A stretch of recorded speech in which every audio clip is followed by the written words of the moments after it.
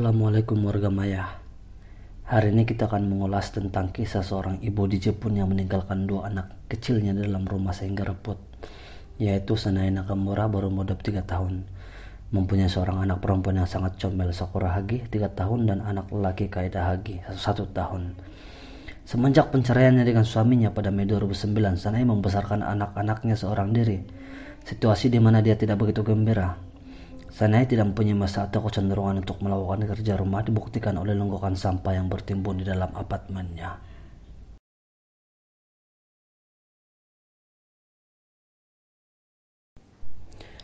Pada Januari 2010, Sanae Nakamura mulai bekerja sebagai pelayan seks di rumah pelacuran. Dia merupakan seorang wanita yang berpenampilan menarik dan pekerjaan itu adalah perubahan dalam hidupnya daripada menjadi seorang ibu yang membosankan. Malah majikannya menyediakan apartemen untuk didiami Sanae dan anak-anaknya. Pada Mac 2010, Sanae Nakamura mendapat teman lelaki dan mulai menghabiskan malam-malam di lelaki itu. Meninggalkan kedua-dua anak kecilnya bersendirian di rumah, situasi ini semakin kerap berlaku dan tidak diketahui sama ada teman lelaki Sanae mengetahui bahwa dia mempunyai anak atau tidak. Sanae hanya akan pulang ke rumahnya beberapa hari sekali dengan membawa makanan untuk anak-anaknya.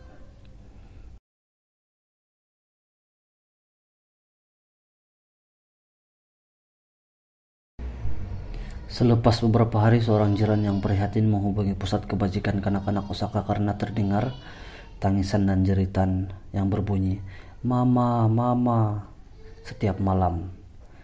Panggilan telepon pertama dibuat oleh jiran tersebut adalah pada 30 Mac 2010, pada 31 Mac, 1 dan 2 April. Dua pegawai kebajikan mengunjungi rumah Sanae untuk menyiasat perkara dengan lebih lanjut. Namun tiada siapa yang menyahut panggilan mereka, membuatkan dua pegawai tersebut pulang.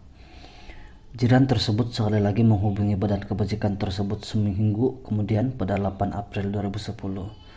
Dua kanak-kanak malang tersebut masih menangis dan menjerit sehingga lewat malam. Pegawai-pegawai kebajikan sekali lagi melawat ke rumah tersebut, namun sekali lagi tiada siapa yang menjawab panggilan mereka.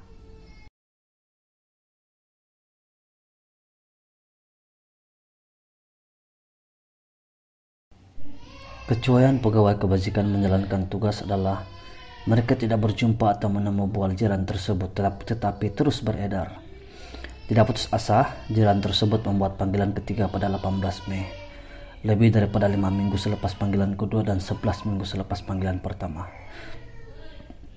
Perkara yang sama berlaku, pegawai-pegawai kebajikan datang dan tiada siapa yang membuka pintu. Disebabkan rumah tersebut disewa oleh rumah pelacuran tempat Sanae bekerja, jadi mereka tidak tahu siapa yang tinggal di situ. Tetapi mereka tidak menghubungi rumah pelacuran tersebut untuk mengetahui siapa yang sebenarnya tinggal di situ. Mereka juga tidak menghubungi pihak polis mengenai kanak-kanak yang dilaporkan dalam bahaya.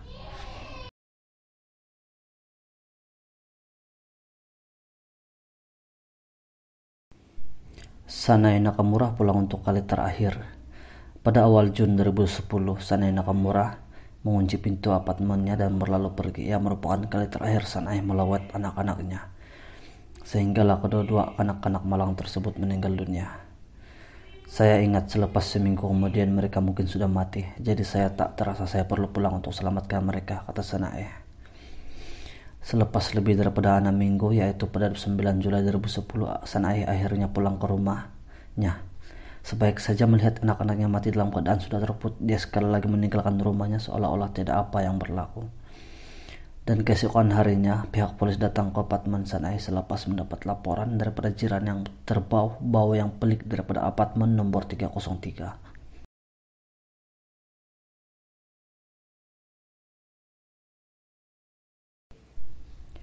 Pihak polis Jepun akhirnya memecah masuk rumah Sanae.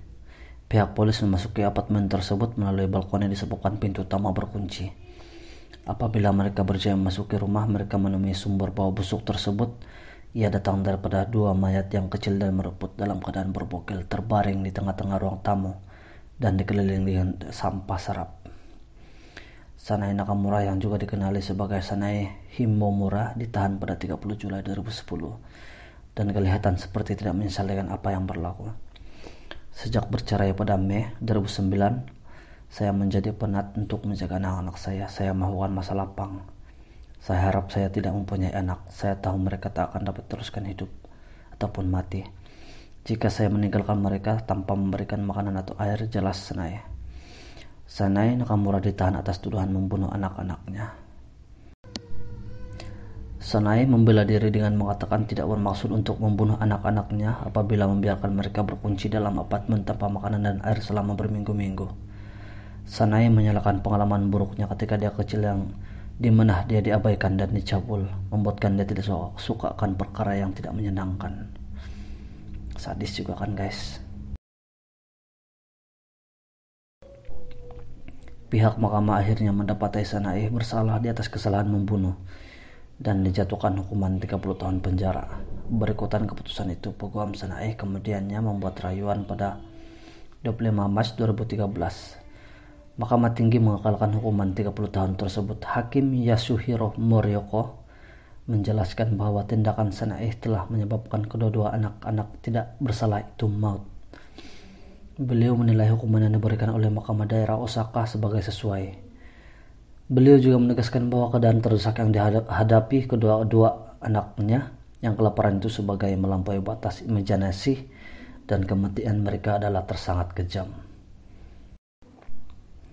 Kisah ini telah difilmkan dalam Sang Into the Womb yang ditayangkan pada tahun 2013. Case Rifuji yang meninggalkan 2 orang anaknya yang masih bayi sehingga mati kelaparan. Case ini sama seperti case Rifuji pada tahun 2001. Rifuji seorang warga Jepun yang tinggal di Kanada meninggalkan anak-anaknya yang masing-masing berusia 15 tahun dan 3 bulan di apartemen bersendirian ketika melawat teman lelakinya. Selepas 10 hari dia pulang ke rumah dan mendapati kedua-dua anaknya telah mati akibat kelaparan.